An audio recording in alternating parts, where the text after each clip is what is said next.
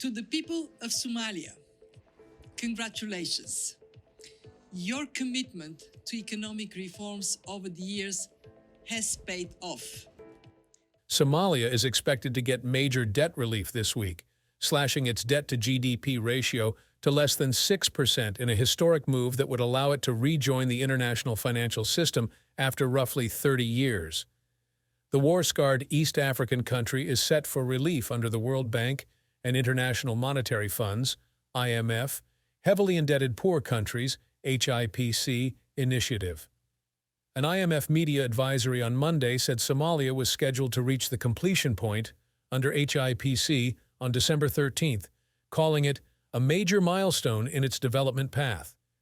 The World Bank's Executive Board is expected to approve the completion point on Tuesday and the IMF's board on Wednesday.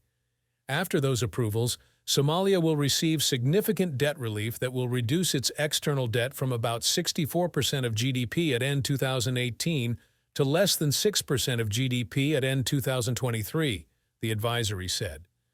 Earlier this month, the United Nations Security Council lifted a 3-decade-long arms embargo on Somalia that was put in place to cut the flow of weapons to feuding warlords after a civil war broke out. The Horn of Africa nation and IMF reached a staff-level agreement in November for a 36-month extended credit facility loan of about $100 million. The debt relief is part of a larger effort to address the development needs of low-income countries.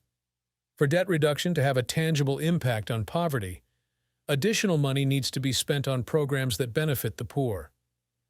Before the HIPC initiative, on average, eligible countries were spending slightly more on debt service than on health and education combined. Since the initiative, they are spending about 5 times more on health, education, and other social services than on debt service. In July last year, Somalia received a $100 billion grant from the World Bank to help with the reforms to reach the completion point for debt relief under the HIPC initiative, as well as respond to the immediate drought situation.